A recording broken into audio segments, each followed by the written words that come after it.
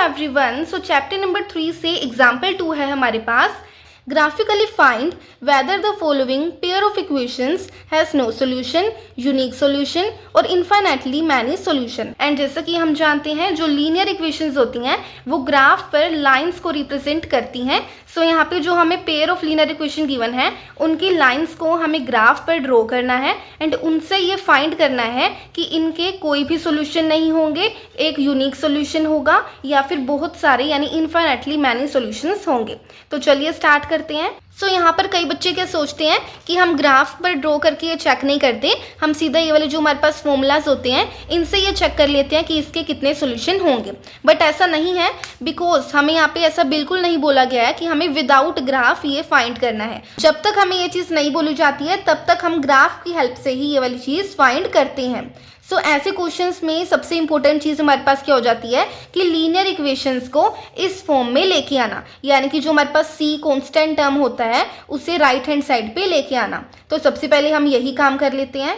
So first equation में हम 1 को राइट हैंड साइड पे लेके जाएंगे तो हमारे पास लीनियर इक्वेशन क्या हो जाएगी 5x minus 8y equal to -1, क्योंकि ये राइट हैंड साइड पे आके अपना साइन बदल लेगा। एंड हमारी सेकेंड इक्वेशन है हमारे पास 3x minus 24y upon 5 plus 3 upon 5 equal to 0। So जैसा कि हम जानते हैं जो हमारे पास लीनियर इक्वेशन होती है उसके नीचे कोई भी डिनोमिनेटर नहीं होता है, बट यहाँ पे इसके नीचे डिनोमिनेटर है 5। तो इसीलिए हमें क्या करना होगा, सबसे पहले 5 को रिमूव करना होगा। एंड ये कैसे रिमूव होगा, इन तीनों डिनोमिनेटर्स का एलसीएम लेकर। सबसे पहले 1, 5 एंड 5 का एलसीएम क्या होगा 5 ही होगा। सो यहाँ पे जो हमारा एलसीएम है इन तीनों नंबर्स का उसे हम मल्टीप्लाई कर देंगे इन तीनों टर्म्स के साथ। तो 5 को मल्टीप्लाई करेंगे इन तीनों टर्म्स के साथ, तो इन तीनों टर्म्स को मैं अंदर लिख देती हूँ ब्रैकेट में 3x upon 1 minus 24 5y plus 3 upon 5 and then bracket को क्लोज कर देते हैं। सो यहाँ पे जब हम 5 को 3x से मल्टीप्लाई करेंगे हमारे पास आएगा 15x, देन माइनस का माइनस साइन आ जाएगा। 5 को 24 अपॉन 5 y से मल्टीप्लाई करेंगे, हमारे पास जो 5 है वो 5 से कैंसिल हो जाएगा एंड हमारे पास 24 आएगा। माइनस का साइन तो हमने पहले ही लगा लिया है, हमारे पास क्या बचेगा फिर 24y। तो यहाँ पे लिख देते हैं 24y, प्लस का साइन लगा लेते हैं।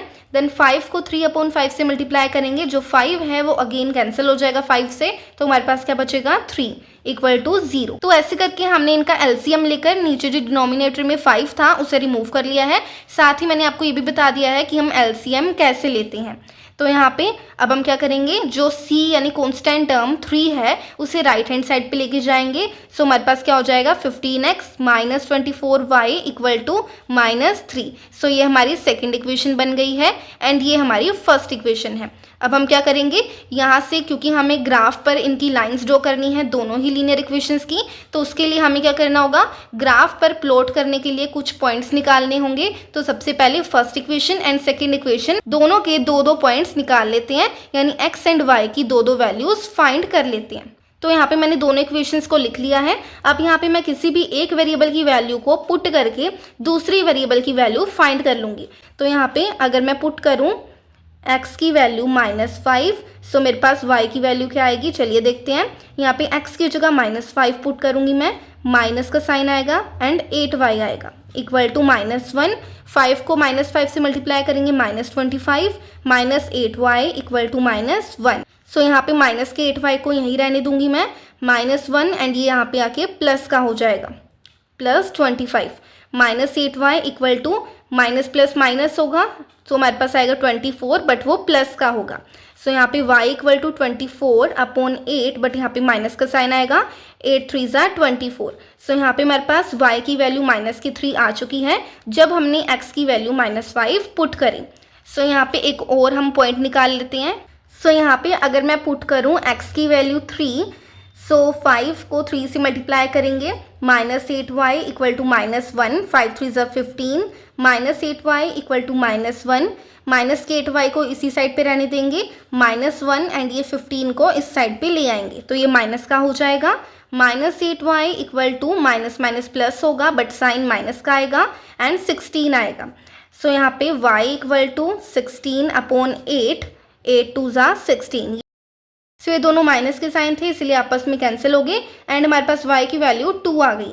सो अब हम इस इक्वेशन में से भी x एंड y की दो वैल्यूज निकाल लेते हैं। सो यहाँ पे अगर मैं x की वैल्यू 7 पुट करूँ सो मेरे पास y की वैल्यू क्या आएगी, चलिए देखते हैं।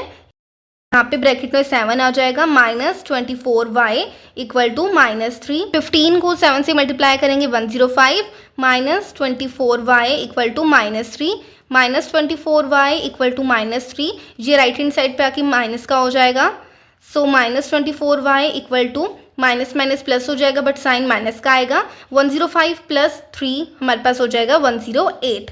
सो यहाँ पे ये दोनों आपस में कैंसिल हो जाएंगे। 108/24 इसे सिंप्लीफाई करके हमारे पास आएगा 4.5। अब हम नेक्स्ट वैल्यू भी फाइंड कर लेते हैं x एंड y की।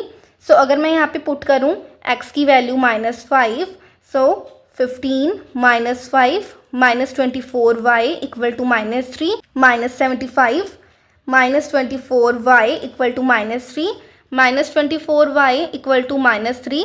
ये जो माइनस का 75 है इसे हम राइट हैंड साइड पे ले आएंगे तो प्लस का हो जाएगा। माइनस का 24y equal to minus plus minus but sign plus का ही आएगा बिकॉज बड़ा नंबर 75 है एंड इसके साथ प्लस का साइन है। सो यहाँ पे 75 में से 3 माइनस करेंगे हमारे पास 72 आएगा। सो y इसी साइड पे रहने देंगे equal to 72। 24 right hand side पे आके इसके साथ डिवाइडेड बाय में आ जाएगा बिकॉज यहाँ पे ये मल्टीप्लाई हो रहा था। सिंप्लीफाई करने के बाद हमारे पास आएगा 2 1 ज़ा 2, 2 2 ज़ा 4, 2 3 ज़ा 6, 1 नीचे आएगा, 2 6 ज़ा 12, 12 1 ज़ा 12, 12 3 ज़ा 36। सो यहाँ पे हमारे पास y की वैल्यू आ चुकी है 3 जब हमने x की वैल्यू -5 पुट करी। सो यहाँ पे मैंने इन दोनों इक्वेशंस के जो पॉइंट्स निकाले हैं यानी x एंड y की वैल्यूज़ निकाली हैं उनको एक टेबल में लिख लिया है। अब इन्हें मैं ग्राफ पर प्लॉट कर देती हूँ। सो फर्स्ट इक्वेशन में x की वैल्यू -5 है, y की वैल्यू -3 है यानी x एक्सिस से -5 यानी यहाँ पर एंड y एक्सिस से -3 यानी यहाँ पर। तो एक पॉइंट यहाँ पर हम लगा देते हैं। नेक्स्ट पॉइंट है x की वैल्यू 3 है, y की वैल्यू 2 है यानी x एक्सिस से 3 है एंड y एक्सिस से 2 है यानी कि यहाँ पर एक पॉइंट लगेगा।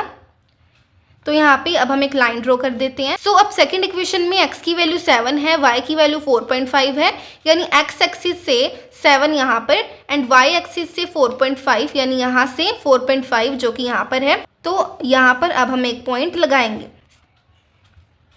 एंड सेकंड पॉइंट है हमारे पास x एक्सिस पे -5 एंड y एक्सिस पे 3।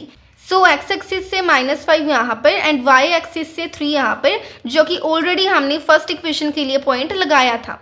तो अब सेकंड इक्वेशन के लिए यहाँ से लेकर यहाँ तक एक लाइन हम ड्रॉ करेंगे। सो अब सेकंड इक्वेशन की लाइन फर्स्ट इक्वेशन की लाइन के ऊपर ही आ चुकी है यानी एक के ऊपर एक लाइन है तो इसका मतलब कोइंसिडेंट लाइंस हैं तो कॉमन ही कॉमन पॉइंट होंगे एंड अगर बहुत सारे कॉमन पॉइंट होंगे तो इसका मतलब इन्फिनेटली मैनी सॉल्यूशंस होंगे। सो इस क्वेश्चन का आंसर क्या होगा, इन्फिनेटली मैनी सॉल्यूशन, क्योंकि इसके बहुत सारे कॉमन पॉइंट्स होंगे।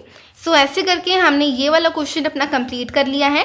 Thank you for watching this video guys. अगर आपको ये वीडियो थोड़ी सी भी हेल्पफुल लगी हो so like share and subscribe ज़रूर कीजिएगा।